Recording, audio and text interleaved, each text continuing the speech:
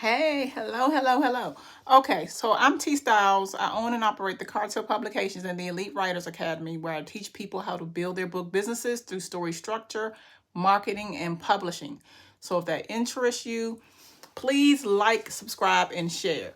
Today, I want to give 8 tips or what I consider my best advice. And a lot of this is what I wish I knew before I got into the book business and the publishing business. Okay. So I'm going to give you 8 things to consider as you go in your journey. The first thing is that your first draft will be trash. And I want to say that before I say anything because a lot of writers, hey, O'Shea, I believe that was your name. A lot of writers throw their very first draft away.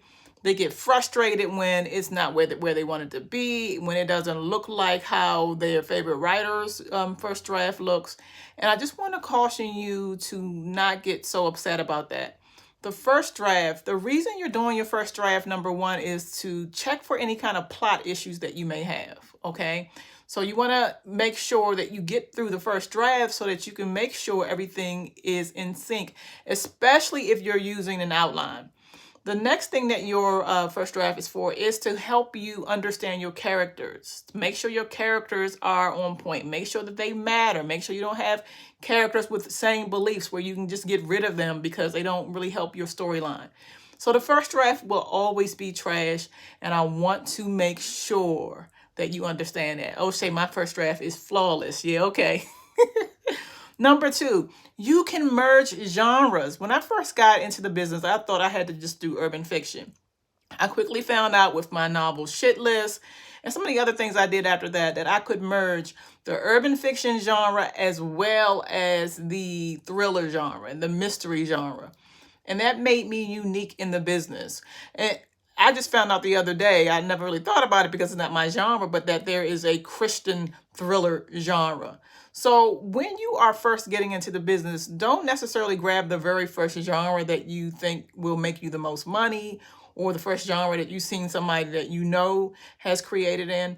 Figure out which genre works for you. And if it doesn't, it's okay to merge 2 and 3. You want to be unique. There are going to be certain elements that you want to keep when you're doing your genres. For instance, with me choosing urban fiction as my base, there are certain themes that I have to be consistent with. But upon that, I can build and make my own voice, and you should too. Number 3, it doesn't take a year to write a quality book, okay? That was a misconception. I thought that the way I was pumping out my books, that, okay, there was going to be an issue, I was going to have quality issues and things like that. No. I teach my students at the Elite Writers Academy that you can get that very first draft done in 7 days. Why do I want you to spend all your time on it in 7 days? Because I know if you don't focus for 7 days, you will walk away. And most people, if they aren't really disciplined, won't return. So when people tell you it takes a year or months to do it, no. Now that's the first draft. Mind you, you have to come back in and do the rewrites. Because remember, I just said that first draft is trash. But a lot of writers aren't able to get that first draft. And because of that, they end up putting their pens down. So does it take a year? No. Get that very first draft done. Make sure you go in and do your rewrites. Have your editor look at it and then get on with your business. Okay? Number 4. It's going to take a while for you to build your brand. When I say build your brand, build your voice. There's something that unique happens from being prolific. The more you write, the more you find out what your tones are. The more you find out what kind of characters you like. It took me a while to find out what kind of voice I have. And now my readers, my twisted babies, they know my books when they hear them or they read them. Hear them and read them because we do audiobooks. So this takes a while. Don't get frustrated if you don't have your swag yet. Think about anything that you're doing right now in your life. If you have a job, you didn't get really good at your job until you started doing it over and over and over again. The more you did it, the more comfortable you were able to do it. Then in a lot of cases, you realize that you don't even need the time that they give you. I know when I was working at Verizon for as long as I was working at that company, they had certain goals. And in the beginning, it took me a while to reach those goals. But once I was there for a couple months, I was able to exceed their goals like within the first 3 hours, and the rest of the hours were my own. It's the same thing. So you have to make sure you put the time into it. But once you do, you will find your brand. You will find your voice. Be easy with yourself. Number 5, write the story that you want to read, the one that hasn't been created. When I stepped out into the urban fiction genre, I wanted to read a book like Shitless. I wanted to read a book like where I would see on TV, like The Sixth Sense, where what you see isn't really happening. And I wanted to do that on the face of urban fiction. So if you have a story that's in the back of your mind, the one that you're probably afraid to write, that's the one that you want to focus on. That's the one that you want to make sure you put all of your time in. That's the one. And you probably know what book that is. You probably are like, I'm afraid to put it out. People are not going to like it. Oh, what if my mama say something? No, we can't be thinking about any of that, okay? So that book, the one that's in the back of your laptop, the one you just keep glancing at every 5 minutes but are afraid to put it, dust it off, bring it up, and write that book. That's going to probably be the book that's going to set you aside from your peers, okay?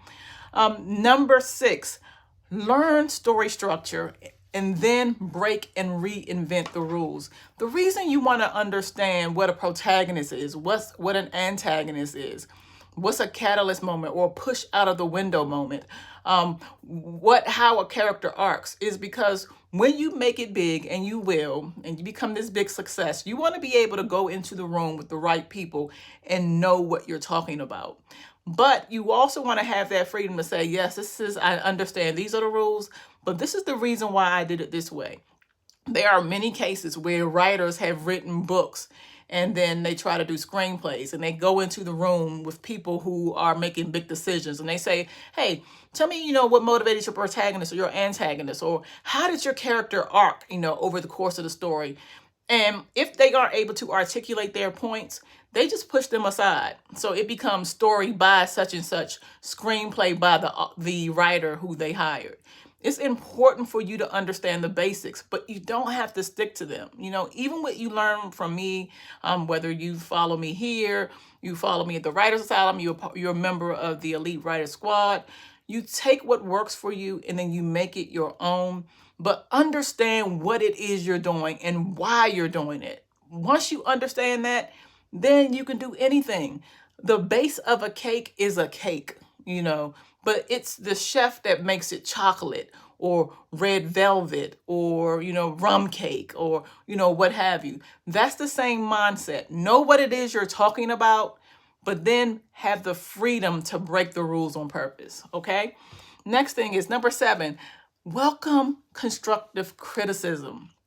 Constructive criticism is going to help you. The worst thing that you can do is have a bunch of yes people around you. People who say, this is great, that's great, this is great, that's great. That's not going to help you do what you need to do to go to the next level.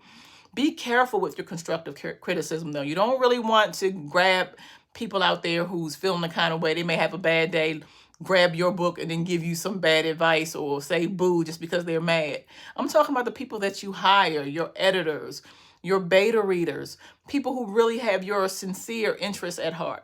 Listen to what they're saying, understand what they're saying, and if it applies to your work, use it. If it doesn't, it's okay to say no. Even though when I work with my team who works with me, there are plenty of cases where I'm like, okay, I kind of understand what you're saying, but I was saying it this way. So that my job is, if they are reading my book and they are kind of confused, maybe I can reword it a little bit. Maybe I need to change some things up a little bit. So it's the same with you and your work, okay? Take what works for you, take what applies, and then leave the rest. But you need real feedback. That's the only way you're going to get better in this business, okay? Number 8, push buttons if it be your passion. Some of my most famous books that pay me to this day, Black and Ugly is one of them.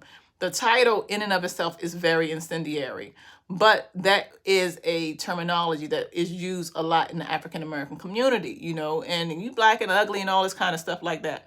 So I wanted to put that as my title because the theme ran consistent with the title. A young lady who doesn't like her complexion. And it's an incendiary title, and it's something that I'm very passionate about. And because of that, it resonated with my readers and they felt me on both. So if you have a passion, something that you may feel rub people the wrong way, that may be your book. That's the same thing happened with my book, Raunchy. Mothers who aren't, taking care of their children are breeding children who are going to be bad parents, and then the cycle continues. What are you passionate about? What is it that really gets you going, whether good or bad? Consider writing a book on that, because one of the things I teach is to have a reason that you're writing your book.